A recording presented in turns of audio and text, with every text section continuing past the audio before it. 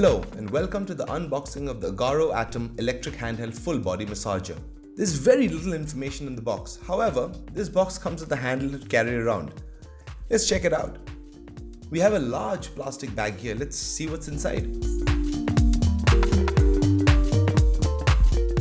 Yes, this is what the AGARO Atom full body massager looks like. There's a knob around the back of the device to switch it on and off. This knob is also used to change the intensity of the massager. You can see the AGARO logo as well. The device has a glossy finish and is made of plastic. It is quite lightweight. The surface of the massager has a protective mesh fabric as well. Additionally, there are 3 changeable massager heads, such as the flat massage head, the ball massage head, and the wavy massage head. And finally, the device comes with an attached power cable. And that's pretty much all you'll find inside the box. Thank you guys so much for watching.